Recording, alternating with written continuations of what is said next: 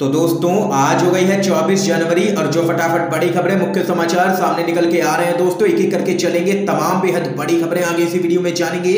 हर वो जरूरी अपडेट आप तक पहुंचाएंगे जो खबरें जानना आप लोगों के लिए बहुत ही जरूरी है। लेकिन उससे पहले दोस्तों आप लोगों से एक छोटा सा निवेदन है कि अगर आप लोग भी खुल करके 26 जनवरी के किसान ट्रैक्टर मार्च का समर्थन करते हैं तो अभी इस वीडियो को लाइक कीजिए, लाल कलर के बटन को दबा करके चैनल को फ्री में सब्सक्राइब करके बेल के आइकन को जरूर दबाइए और कमेंट बॉक्स में कमेंट करना बिल्कुल भी मत भूलिए। किसान एकता जिंदाबाद। दरअसल दोस्तों पहली बड़ी खबर आप लोगों को बताते चलें, दिल्ली में ही निकलेगी किसानों की ट्रैक्टर परेड, पुलिस से वार्ता में हुआ है फैसला। आप लोगों को बताते चलें, स्वराज इंडिया के योगेंद्र यादव ने कहा है कि किसान 26 जनवरी को दिल्ली में किसान गणतंत्र परेड निकालेंगे, बैरिकेड्स खुलेंगे और हम दिल्ली में प्रवेश करेंगे। आप लोगों को आगे बताते चलें, 26 जनवरी को ऐतिहासिक किसान परेड होगी, देश की सुरक्षा आन बान शान पर कोई छींटा नहीं पड़ेगा, ये यहाँ पर किसान नेताओं का कहना है। किसान प्रतिनिधियों और पुलिस की बैठक के बाद योगेंद्र यादव ने कहा है कि 26 जनवरी को हम अपने दिल की भावना व्यक्त करने अपनी राजधानी के अंदर जाएंगे।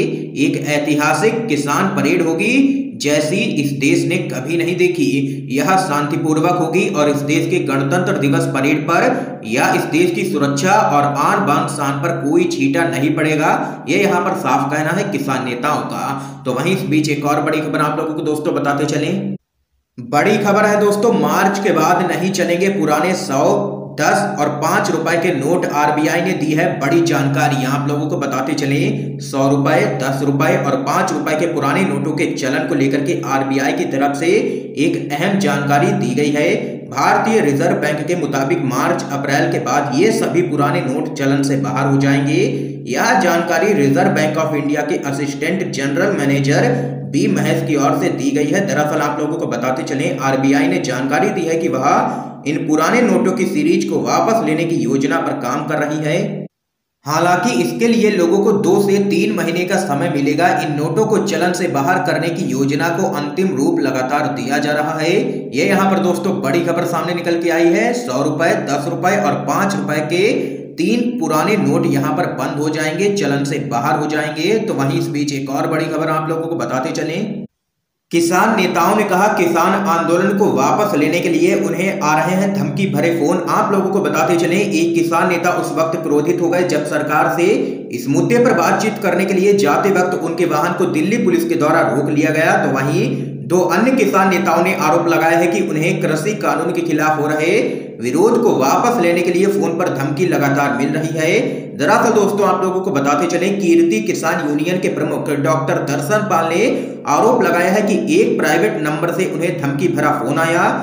तो वहीं उनके अलावा भारतीय किसान यूनियन के प्रवक्ता राकेश टिकैत ने भी उनके नंबर पर धमकी भरा फोन आने की बात कही है। दोनों ही किसान नेताओं ने विज्ञान भवन में एक मीटिंग के दौरान ये बड़ा आरोप यहां पर लगाया है। लगातार सरकार की तरफ से भी कोशिशें की जा रही हैं कि कैसे भी करके इस किसान आंदोलन को कुचला जा सके, लेकिन किसानों के हौसले बुलंद हैं, वो पीछे हटने को तैयार नहीं है। तो वहीं इस बीच एक और बड़ी खबर जान लेते हैं, केंद्रीय एजेंसियां स्वतंत्र काम नहीं करेंगी तो लोकतंत्र होगा खतरे में। आप लोगों को बताते चलें, केंद्रीय एजेंसियों की मनमानी और सत्ता के इशारे पर काम करने के आरोपों के बीच बॉम्बे हाई कोर्ट ने जांच एजेंसियों को राजधर्म याद दिलवाया है।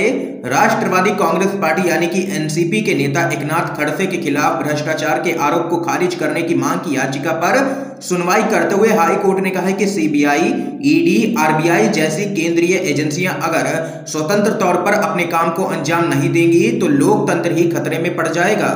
तो वहीं इसके साथ ही बॉम्बे हाई कोर्ट ने न्यायपालिका के रोल पर भी टिप्पणी करते हुए कहा है कि जिस तरह केंद्रीय एजेंसियों को पूरी निष्पक्षता के साथ काम करना होगा, उसी तरह न्यायपालिका को भी लोकतंत्र की रक्षा के लिए स्वतंत्र और निष्पक्ष होना ही पड़ेगा, तभी हम लोकतंत्र की असल मायने में रक्षा कर पाएंगे। यह यहाँ पर बड़ी टिप्पणी सामने निकल के आई है बॉम्बे हाई कोर्ट की तरफ से। तो वहीं एक और बड़ी खबर आप लोगों को बताते चलें, भटिंडा पहुंचे बीजेपी के नेता मनोरंजन कालिया को किसानों ने घेरा, होटल के पिछले दरवाजे से निकले हैं बाहर। आप लोगों को बताते चले, सत्तारूढ़ बीजेपी के नेताओं के खिलाफ किसानों का गुस्सा दिन पर दिन बढ़ता ही जा रहा है। हरियाणा के मुख्यमंत्री मनोहर लाल खट्टर के बाद अब बीजेपी के वरिष्ठ नेता मनोरंजन कालिया को पंजाब के बठिंडा में किसानों के आक्रोश का सामना करना पड़ा है। यहां किसानों ने बीजेपी नेता का इस तरह विरोध किया है जिसके चलते उन्हें अपना कार्यक्रम बीच में रोक करके ही वापस लौटना पड़ा है। दरअसल मनोरंजन कालिया आप लोगों को बताते चले नगर निगम चुनाव को लेकर के बीजेपी नेताओं से चर्चा के लिए बठिंडा आए थे।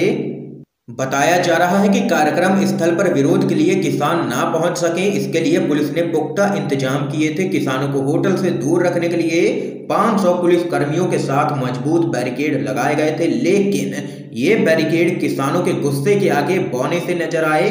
किसान बैरिकेड तोड़ करके होटल के अंदर पहुंच गए, जिसके चलते बीजेपी नेता को बैठक को बीच में रोक करके ही वहां से भागना पड़ा है। देख सकते हैं कि बीजेपी नेताओं का लगातार विरोध किया जा रहा है और किसानों के गुस्से का सामना करना पड़ रहा है तमाम बीजेपी नेताओं को। इस बीच एक और बड़ी खबर आप लोगों को बताते चलें।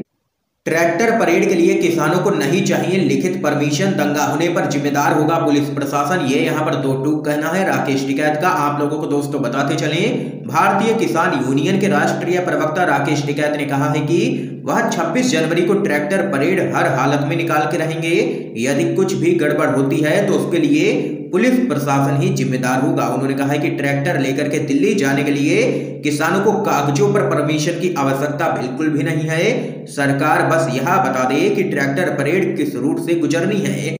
राकेश टिकैत ने आगे कहा है कि 26 जनवरी को लेकर के किसानों के आंदोलन को पहले से ही बदनाम करने की कोशिश लगातार की जा रही है। सरकार और गोदी मीडिया की तरफ से लगातार खबरें आ रही थी कि आंदोलन में दंगा होगा, जिसका खुलासा सिंघू बॉर्डर पर पकड़े गए संदिग्ध ने ही कर दिया है। हम तो पहले से ही कह रहे थे कि यह सब सुनियोजित तरीके से किया जा रहा है, यानी करेगा कोई और भरेगा कोई और। ये यहाँ पर राकेश टिकैत ने सीधे तौर पर मोदी सरकार को ही लिया है निशाने पर।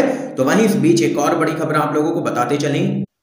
पीएम मोदी जो पाना चाहते हैं उसके लिए करते हैं सीबीआई ईडी का इस्तेमाल, राहुल गांधी का प्रहार, कहा तमिलनाडु की बेइज्जती करते हैं। आप लोगों को दोस्तों बताते चलें, कांग्रेस के पूर्व अध्यक्ष राहुल गांधी ने तमिलनाडु विधानसभा चुनाव के लिए प्रचार अभियान का आगाज करते हुए कहा है कि प्रधानमंत्री नरेंद्र मोदी जो पाना चाहते हैं उसके लिए वो सीबीआई और ईडी का इस्तेमाल करते हैं। वो सोचते हैं कि क्योंकि वो तमिलनाडु की सरकार को नियंत्रित करते हैं इसलिए वो तमिलनाडु के लोगों को भी नियंत्रित कर सकते हैं। तो वहीं कांग्रेस के पूर्व अध्यक्ष राहुल गांधी ने आगे कहा है कि 3 कृषि कानूनों के माध्यम से किसानों से उनका सब कुछ छीनने का प्रयास हो रहा है।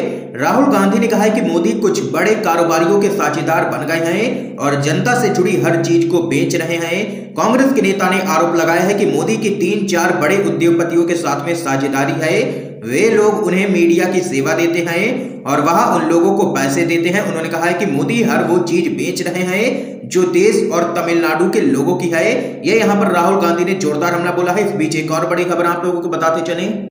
पश्चिम बंगाल में ममता बनर्जी ने पीएम मोदी पर साधा है निशाना, कहा देश में होनी चाहिए 4 राजधानियां, सिर्फ एक ही क्यों है। आप लोगों को दोस्तों बताते चलें, पश्चिम बंगाल के मुख्यमंत्री और तृणमूल कांग्रेस के अध्यक्ष ममता बनर्जी ने श्याम बाजार से रोड तक रैली निकाली। ममता बनर्जी ने इस रोड मार्च का खुद ही नेतृत्व भी किया है। इस दौरान ममता बनर्जी ने केंद्र की नरेंद्र मोदी सरकार पर जबरदस्त तरीके से निशाना साधा है। इसके अलावा सीएम ममता ने देश में 4 राजधानी होने की भी बात की है। उन्होंने मांग की है देश में 4 राजधानी होनी चाहिए। ममता बनर्जी ने केंद्र सरकार से सवाल पूछा कि आखिर देश में सिर्फ एक ही राजधानी क्यों होनी चाहिए। तो वहीं ममता बनर्जी ने आगे कहा है कि मेरा मानना है कि भारत में 4 रोटेटिंग राजधानियां होनी चाहिए। अंग्रेजों ने पूरे देश पर कोलकाता से ही शासन किया, हमारे देश में केवल एक ही राजधानी क्यों होनी चाहिए। ममता बनर्जी ने कहा कि भारत में क्रमिक आधार पर 4 राजधानियां होनी चाहिए। ये यहाँ पर ममता बनर्जी की तरफ से बड़ा बयान सामने निकल के आया है। तो वहीं एक और बड़ी अपडेट आप लोगों को दोस्तों बताते चलें। राहुल गांधी ने देश की जनता से किया वादा, बोले यूपीए की सरकार बनने पर करेंगे जीएसटी का पुनर्गठन। आप लोगों को दोस्तों बताते चलें, कांग्रेस के पूर्व अध्यक्ष राहुल गांधी अपने 3 दिवसीय दौरे पर तमिलनाडु के कोयम्बटूर पहुंचे हैं। इस दौरान राहुल गांधी का कांग्रेस के कार्यकर्ताओं ने जोश के साथ स्वागत किया है। राहुल गांधी ने रोड शो के दौरान वहां मौजूद लोगों को संबोधित किया। राहुल गांधी ने प्रधानमंत्री मोदी पर निशाना साधते हुए कहा कि नरेंद्र मोदी जी को तमिलनाडु की संस्कृति, भाषा और लोगों के लिए कोई सम्मान नहीं है। वह सोचते हैं कि तमिल लोग भाषा और संस्कृति को उनके विचारों और संस्कृति के अधीन होना चाहिए। तो वहीं राहुल गांधी ने आगे कहा है कि मुझे लगता है कि बीजेपी का जो माइंडसेट है उसके साथ हमें अर्थव्यवस्था की इस स्थिति से बाहर निकालना बहुत मुश्किल होगा। भारतीय बैंकिंग सिस्टम पर 10 से 15 उद्योगपतियों का ही कब्जा है। भारत अपने लोगों को नौकरी देने में असमर्थ है। हमारी अर्थव्यवस्था तबाह हो चुकी है और हम इससे जल्दी बाहर नहीं निकलेंगे, क्योंकि सरकार उन लोगों को नहीं सुनना चाहती है जो देश को आगे बढ़ाने में मदद करते हैं। तो वहीं राहुल गांधी ने इसके साथ ही कहा है कि यूपीए की सरकार बनने पर करेंगे जीएसटी का पुनर्गठन। तो वहीं इस बीच एक और बड़ी खबर जान लेते हैं दोस्तों। नारेबाजी पर भड़की है सीएम ममता बनर्जी। कहा, मैं कुछ नहीं बोलूंगी, किसी को बुला करके इस तरह बेइज्जत करना ठीक नहीं है। आप लोगों को दोस्तों बताते चले, स्वतंत्रता सेनानी नेताजी सुभाष चंद्र बोस की 125वीं जयंती पर प्रधानमंत्री मोदी ने उनकी याद में डाक टिकट जारी किया है। पश्चिम बंगाल की मुख्यमंत्री भी इस दौरान पीएम मोदी के साथ मौजूद रही। तो वहीं आप लोगों को दोस्तों बताते चले, डाक टिकट जारी करने के बाद जब ममता बनर्जी को मंच पर बोलने के लिए बुलाया गया तो नारेबाजी को लेकर के सीएम ममता बनर्जी भड़क गई। विक्टोरिया मेमोरियल में नारेबाजी से नाराज सीएम ममता बनर्जी बिना बोले ही मंच से चली गई। तो वहीं इससे पहले सीएम ममता बनर्जी ने कहा है कि यह सरकार का कार्यक्रम है और सरकार के कार्यक्रमों में कुछ मर्यादा रखा जाना जरूरी है। मैं प्रधानमंत्री और कल्चरल मिनिस्ट्री का कार्यक्रम में बुलाने के लिए धन्यवाद करती हूं, लेकिन ये कहना चाहती हूं कि किसी को निमंत्रण देकर के ऐसे बेइज्जत करना अच्छी बात नहीं है। मैं इस पर अपना विरोध दर्ज कराने के लिए कुछ नहीं बोलूंगी। जय भारत जय बांग्ला, ये यहाँ पर कहना है सीएम ममता बनर्जी का, और जबरदस्त तरीके से भड़की है वो बीजेपी पर।